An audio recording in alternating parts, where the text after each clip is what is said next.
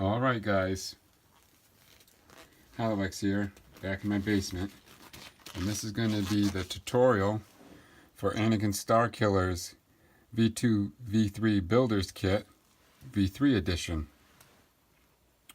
So the first thing I like to do is lock the pommel in the correct orientation. And this is a little tricky because unlike the V2 where it's centered in a cube, this one hugs. This grub screw hugs like this side of the pommel recess, pommel cube recess. It's not centered in it. I made another video on the unboxing, and I did some quick research while making that video, and I thought it was centered. And now we're going over all the extra pictures I have. It's kind of hugging this side. So I go this side of the pommel recess, one cube over from the D-ring. Well, the D-ring's here, so one cube over left of the D-ring and hugging this side. Once we have the grub screw in the right pommel recess, I take an angle iron, just like the V2. I make my pencil line right down the center of it. I have the ring section locked all the way. This is very, very important. If it's not locked all the way, these locations will be off. So make sure it's locked. Do yourself a favor, tape it, because you don't want any mistakes. Now with the pencil line on my booster, I now rest the angle line on the booster, and I make my starting lines on the emitter and the wind vane, making sure the pencil's 90 degrees with the angle iron. If it's not, and you're making the line over here, it's not in the right location. So now we have our starting lines. The pommel is in the right orientation. So next we're going to cut out our templates and start attaching them. So let's go cut them out. If you're not an RPF member and finding this on YouTube, you can go to the RPF and download these templates made by Trooper Trent, and you simply cut them out and tape them on. Trent is the mastermind behind the stencils for the V2, and he whipped together these awesome templates for us on locating where exactly to drill the holes. So I greatly appreciate that from him. So now I've cut out the templates, and we'll start with the wind vane. So I'm going to tape the start line. I'm going to grab another little piece of tape. Got so much tape from... Now, Starkiller's wind vane isn't like any other wind vane. It has the accurate curve in here, so you want to line this template up with the top of the wind vane. This part right here, you want it on the top, because if you put it down here, it's going to wrinkle and stuff and misalign. So we're going to wrap this around the top. Okay, some tape stuck to me. Alright, so the wind vane template is on, locating the grub screw. This grub screw is a 3mm. I checked Lowe's and Home Depot. I couldn't get a 3mm. So I grabbed some off eBay, and it was a model car store that had them in the US. And I was doing that because I wanted them as fast as possible. If you type in 3mm screw, everything comes from China. So I wanted it as fast as possible just so I could make this video. So now we're going to throw our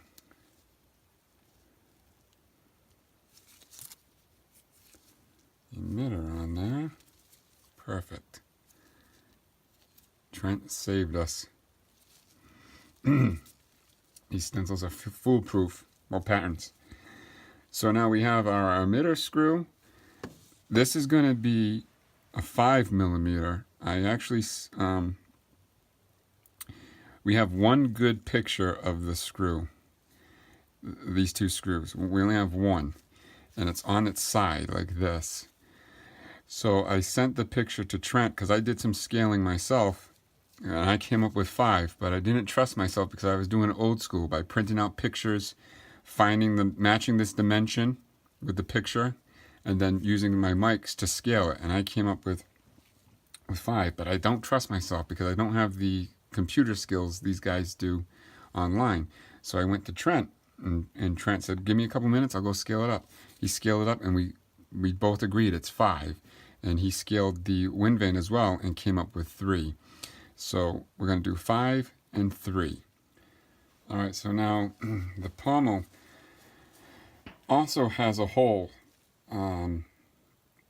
Is there a grub screw in it? I don't know. Today the pommel is covered in silver tape, and you can clearly see the recess of a hole. And we know the V2 had a hole there where the wires came out and ran up Alec Guinness's sleeve to a battery pack on his belt, which powered the electric motor inside. That's why there was a hole down there. We know the V2's hole got plugged. There's only one scene, and it's not even on screen. It's a behind the scenes photo of Vader taking the V3 from Luke in Return of the Jedi on the where Luke surrenders himself, and you can see the 4mm grub screw in the booster, and you can see a black circle here. Whoops, a black circle here. So is it another grub screw or is it an empty hole? I don't know. To me, there's the way it is today with the tape over it, you can see the circle clear as day, and the circle looks bigger than this grub screw. So my personal belief is it's a 5mm grub screw, the same inside the emitter. So this V3 of mine is going to get a 5mm screw here. I'm going to put a screw in it. I'm going to drill and tap it and put a screw because I don't want an empty hole in there. I'm going to do it. Another thing too is this is why the pommel cubes are, the orientation of the pommel cubes are very important, because with this, to me, I think these two are in line with each other. These two screws, they are in line with each other, and this circle is hugging this side of the pommel cube. I've seen other guys stagger them, but to me, I'm going to go with it in line, because that one behind the scenes black and white photo with Vader holding the V3 upside down, it sure as hell looks like they are in line. So I'm going to go with that.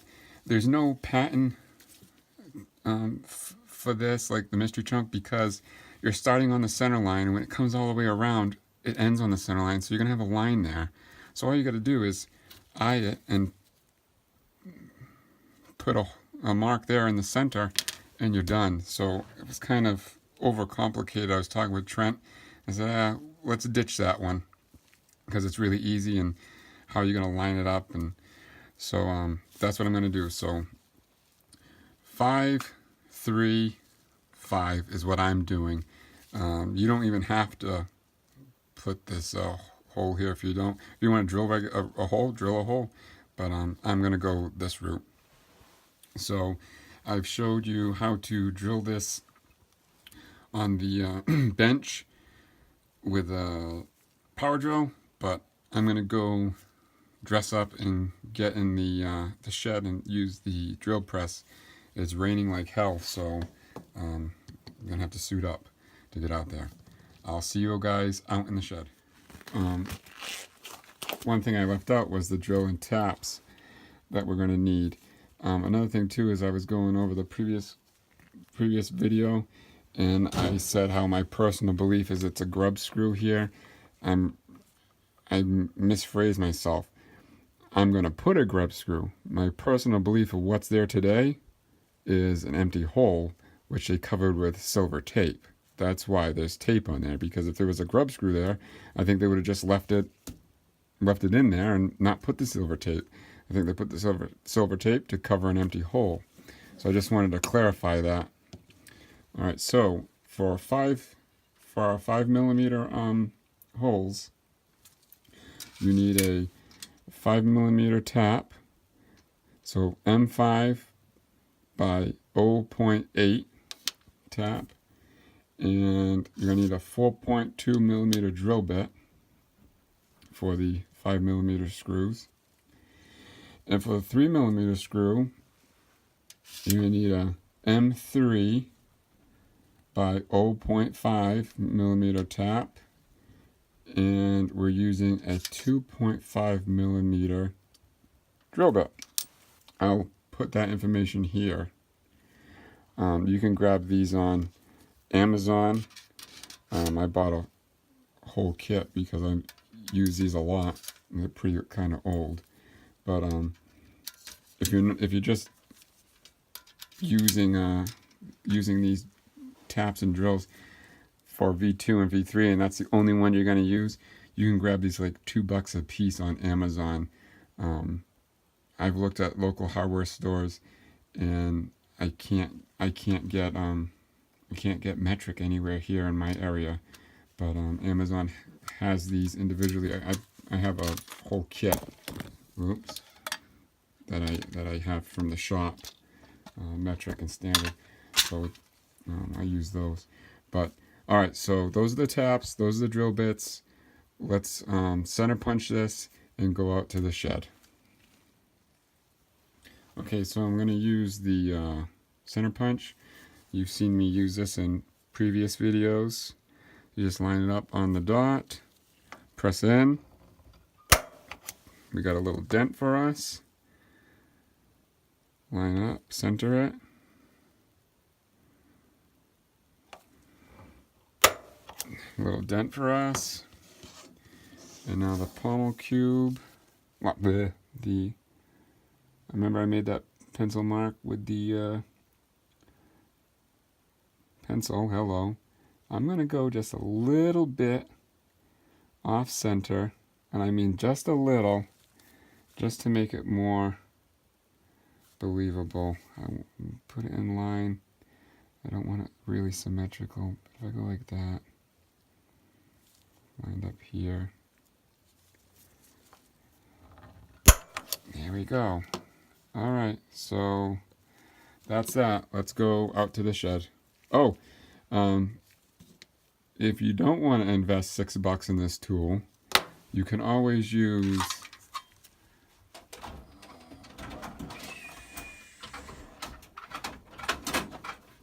my toolbox is right behind me. You can always use a nail and a hammer, but it's kind of sketchy. You know, if you hit it the wrong way, it can slide. But if you don't want to invest in a center punch, you could always use a nail and a hammer.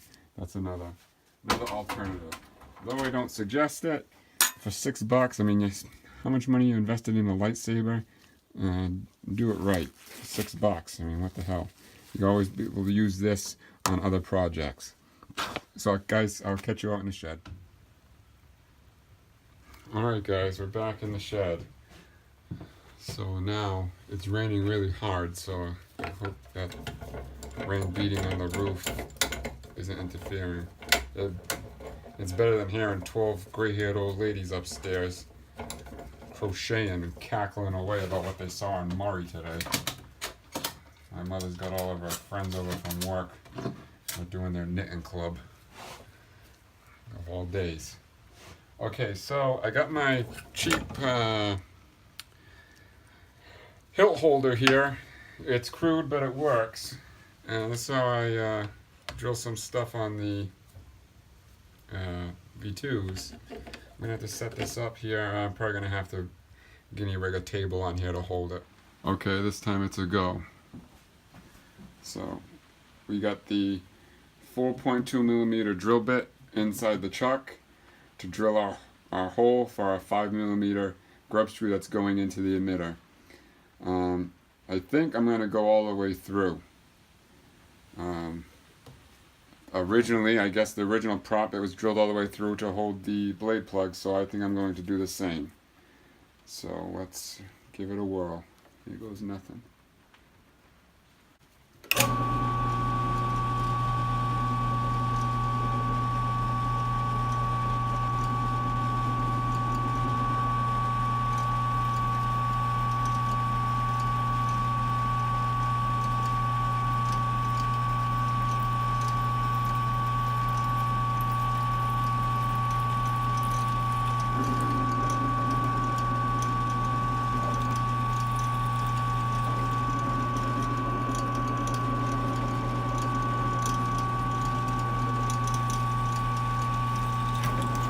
Go.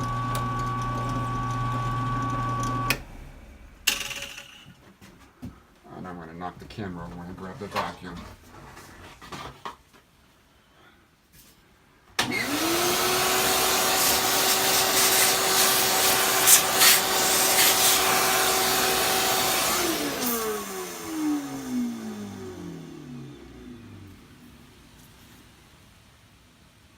There we go. So now that that's done, I'm going to do the 4mm in the pommel.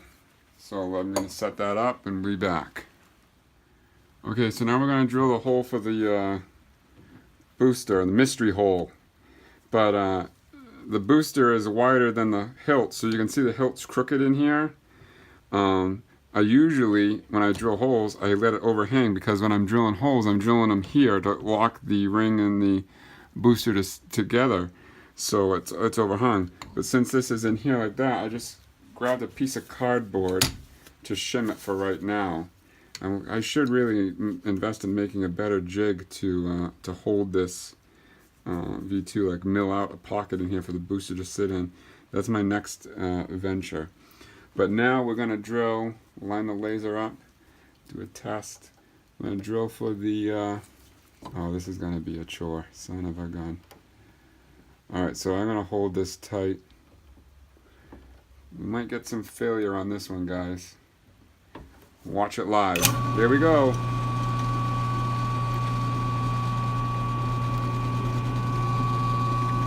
Another key advice is put a drill, a small hole, and then use this 4mm hole. It worked out great. One.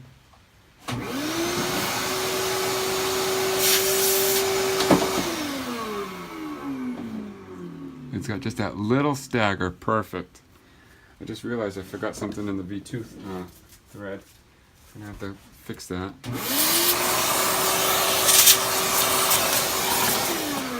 Okay, so now we're gonna do the 3mm in the wind vane. So I'm gonna change drill bits and I'll be back. Okay, so now in the drill chuck we have a 2.5mm drill bit, which we're using so we can tap it with a M3 by 0.5 by 0.5 tap. Here we go.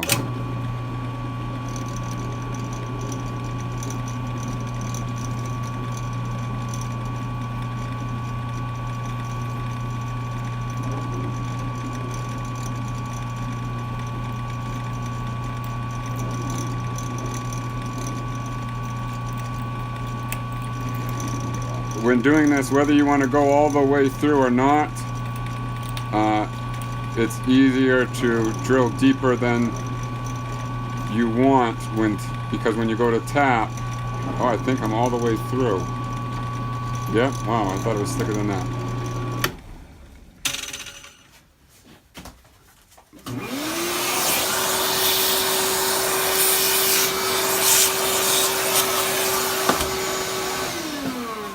So there we have it, guys. Our 4, our 3, and our 4. So I'm going to grab some oil in here because now going with the tapping a 3mm, once you start getting this small, you tend to snap taps. So you should be using cutting oil. So I'm going to get some cutting oil so we can dip it in and start tapping. So let's head now back into the basement and do that. Okay guys, we're back in the basement. So a good thing before you tap is to make sure your threads are the correct threads for the tap. So I got my 3mm screw here. I'm just going to rest the screw in there. Yep, that's good. And then my 5s. That's good. I actually didn't do that earlier, and that could have been set for disaster. So now I'm going to take the... let's get comfortable here. To take the tap, put it in the key here. And where's my pliers?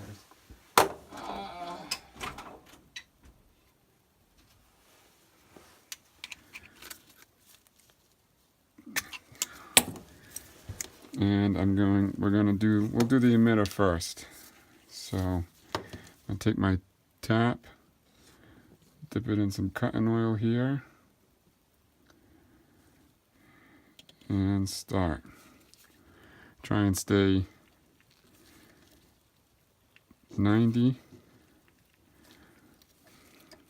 I've always been told, my father always told me, once it starts to get tight, go a quarter turn, then back out. And it pulls you can see all the thread, well, all the debris coming with it.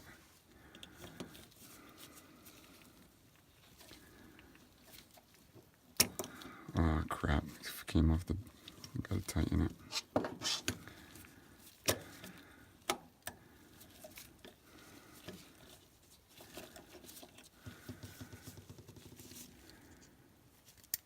I should have got the big set at this from the shop.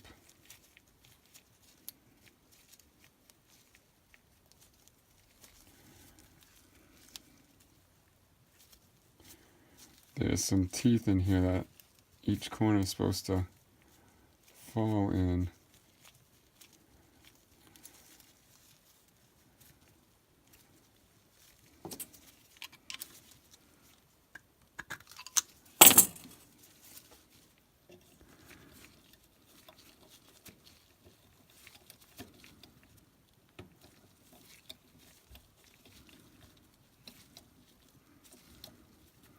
You don't want to, once it starts getting tight, back off, because if you snap it, it's a pain in the ass to fix. Actually, there's an easy way to fix it. I learned on the R2 forums, but you got to dissolve the tap. I forgot what chemical compound he used, but there's some formula. Aluminum's pretty easy to tap.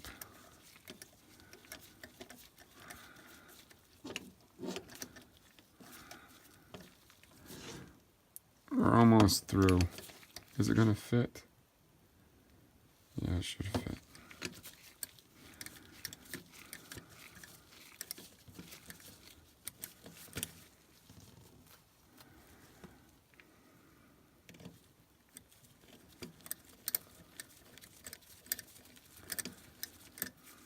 Almost there.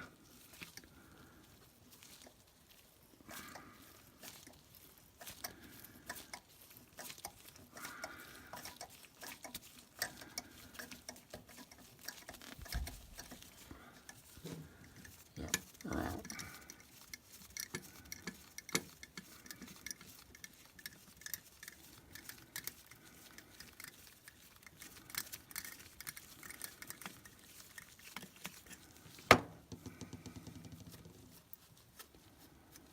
Do the pommel now.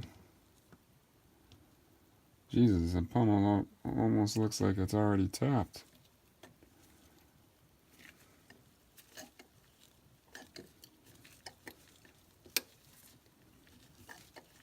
There we go, try and keep it as straight as you can. My emitter wasn't perfect, but this is looking damn good. What the hell is that?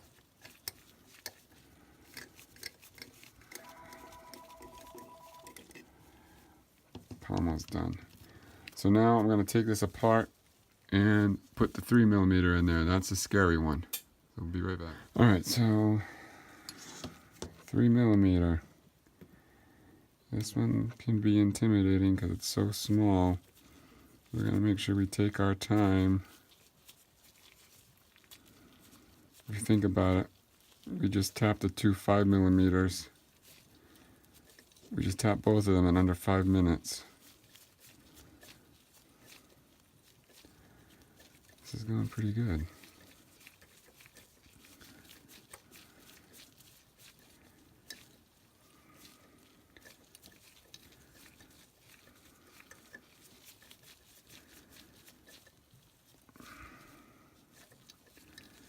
It's very intimidating once it starts to, when you start to turn it and it gets harder. There's really no, I'm getting cocky.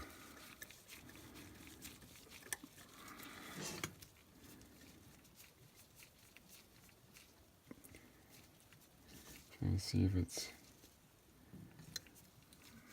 there's no real reason for me to go all the way down.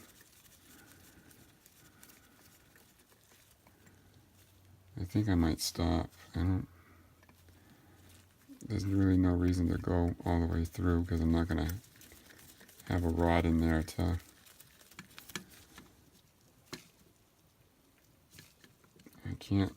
I can't see it. Oh, that's not good. That's getting tight.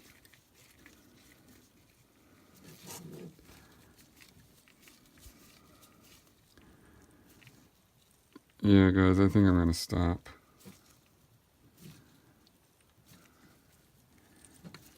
The hell with it. We're already there. Let's go.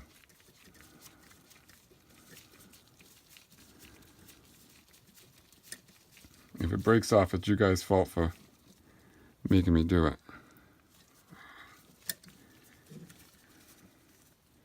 It looks different.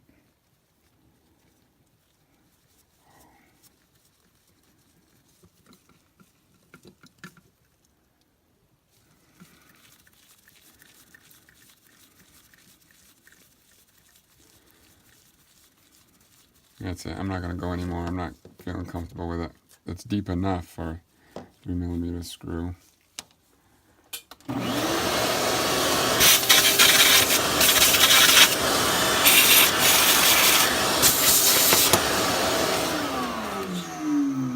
Alright, so let's clean the oil off of it and plug them up.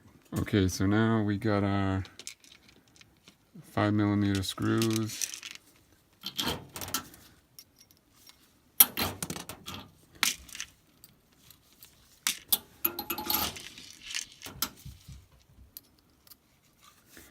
Cal from KR Sabers turned me on to these Allen wrenches.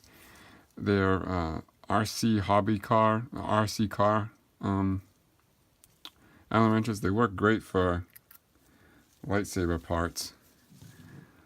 Since I'm always working on V2s, it works great. Here's one 5mm. You can see I already have these greased, though you don't need to take them apart. Once they're in, they're staying in there. But like I always preach, you never mix your metals if you're going to remove them. Now 3mm, I think 3mm were 1.5s. Yeah, they are. Okay, so we got our 3mm.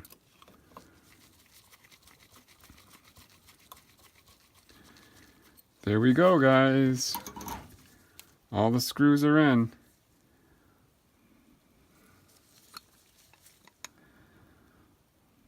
Just a little staggered. I like that. I like that a lot. Couldn't have done this without Trent. I really appreciate him taking the time out of his day, because he actually did this during the day, during his work day, to help me out to make this video today. So I really appreciate that. Thank you a lot, Trent, for helping us with the patents, you can see they worked phenomenal. And that's all you guys have to do to locate the screw holes. I try to make it as easy as you possibly could, the cheapest way possible. But I don't know if I'll do a video of painting and weathering it, but I will do it on the thread. With the V3, these screws here will have to be filled and then painted over because the V3 doesn't have the holes up there. But that's pretty much it. I have the V2 thread, the V2 video done, but while building this in the shed, I left out a part, and I need to pick up a bolt to do that. So I'm not going to upload the V3 video just yet. I got to get one bolt, and Dan Starkiller, he taught me one of his tricks, so I'm going to show you guys how to do that. But I forgot the bolt, so tomorrow after work I'll grab the bolt and upload the V2 video.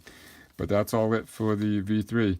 Got to thank everybody who was involved. Dan Starkiller, thanks again for giving us this opportunity to have an accurate V3. And Trent, thank you for taking the time out of your day to help me with the patents. And everybody else who was involved in making this happen, I really appreciate it. And I hope this video helps you guys find the locations. That's pretty much it.